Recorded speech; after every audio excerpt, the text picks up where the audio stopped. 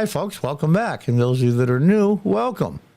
This is from round 8 of the U.S. Seniors Championship 2023 played in St. Louis at the St. Louis Chess Club and Scholastic Center. If you want to see all the games with commentary, St. Louis Chess Club and Scholastic Center has a YouTube channel with tons of other stuff. They've done so much for U.S. chess. This is the senior section. At the same time, the U.S. juniors, as well as the U.S. juniors girls, are being played. Let's get to it. As white, Douglas Root. And as black, Gregory Kaidanov. Remember, I think Gregory is a former U.S. champion. So let's get to it. E4. Starts off pretty normal. E5. Knight F3. Here we go. And there it is. D4. This Scottish game. Scottish gambit. Pawn takes. And then he goes C3. Gambiting another pawn. Black takes. Bishop C4. Takes. Bishop. Now, black is up 2 pawns already, but look at this. The bishop, the queen, the king's in the middle of the board. The bishop and the knight are undeveloped. He has 2 bishops bearing down on him. Obviously, Douglas is white. Douglas Root has done a lot of preparation here. A lot of preparation. Anticipation of this. We'll see how Gregory does.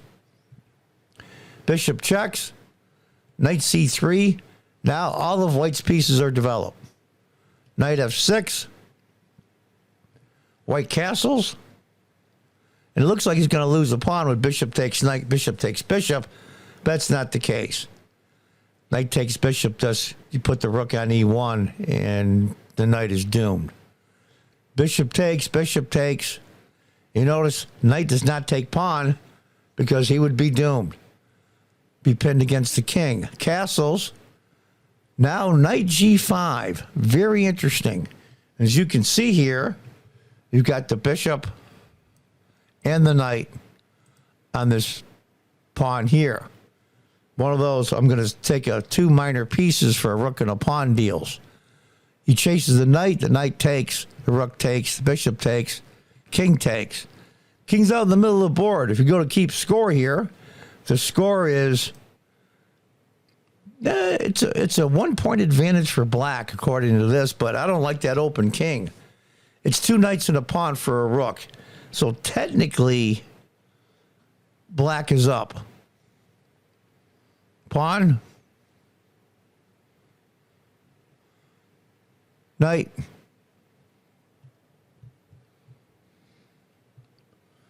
F4 to reinforce the center pawn. Look at that king out in the middle of nowhere.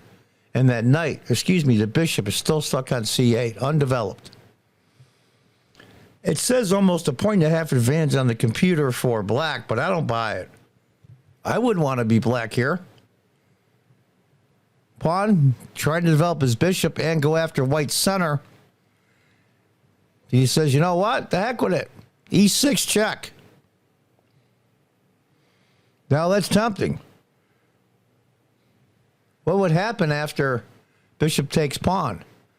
Pawn goes to F5. It's really crazy. Let's take a look. If bishop takes, pawn F5. What's he going to do? Bishop has to go back. And then the queen comes up. Now, he's way down in material, but look at that king out in the open. It's nothing that I would want to play. And then F6. What are you going to do? Knight takes. Rook takes. Don't dare take with a pawn. What were you going to do? Knight E5? I wouldn't want to play this position. So you want king G8. F5. And here come the pawns. Knight F6. Knights are great defenders. And he's trying to get this knight over here as well, I think. Or here. So he can come back and defend. Or he ends up here defending squares. We'll have to see. Rook C1. Get the other rook into the game. Queen E7. Right now, it shows less than 1 point advantage for black. So black had a lot of his advantage taken away. But this is a tough position. Look at those pawns. This is crazy. Rook E1, more reinforcement on the lead pawn. A5. I don't know why I tried A5. I really don't. That one's a mystery to me. Maybe he's trying to reroute the knight. Put the knight here. Bishop won't take. The knight can come back over here maybe later. I don't know, for defense. He's trying. H3. Just getting some loot for the king, and I think he wants to eventually go pawn up. And this pawn will protect that one. Knight E5. Like I said, he wants to bring the knight over. What to do, what to do? You got to get rid of that knight. Bishop takes. Pawn takes. Rook takes. Now we're going to keep score here. We're back. It's a bishop and a knight for a rook. 2 pieces for a rook. Pretty much what we had before. But this is a tough ending. Tough. B6. I mean, maybe he wants to develop the bishop on B7. But he's trying. Queen F3. Get the queen in the game. Now the queen is hitting the rook. The rook has to move. The queen goes to C6. What do you do? What do you do? Now this pawn's in pre. Queen takes. With the rook backing it up. Knight to E8. Knights are great defenders. He's defending that pawn the best he can. Rook to D1. Getting the rook in the game. In the only open file. Bishop B7. So queen goes there. Go ahead, trade. Now, those of you that are keeping track, believe it or not, my computer, which right now is Fritz 13, and I'm running, and not Stockfish, has a 1 point advantage for black. I wouldn't want to play this. I wouldn't want to play this at all. The computer likes Queen F6. I do as well. That holds the whole thing together. The queen is stopping the advance of the pawns. The knight's guarding the C pawn. It's just, everything is just protected. But I think he fumbles on this one. It's not a huge error, but he goes Queen G5.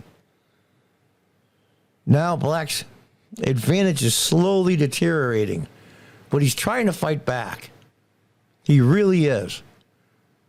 Rook to E2. Because if you notice, it was a mate threat. Bishop, queen. And that's mate, so the rook has to guard the square. Queen takes. He gave up that pawn. Oh no! King, rook F2. It's still black's advantage. Queen C5, pinning the rook. What do you do? What do you do? Now, according to the computer, Queen F7 check. That's probably what I would have done. And after the king moves, you go E7. But he went E7 first. What is he going to do? The computer likes queen to E3.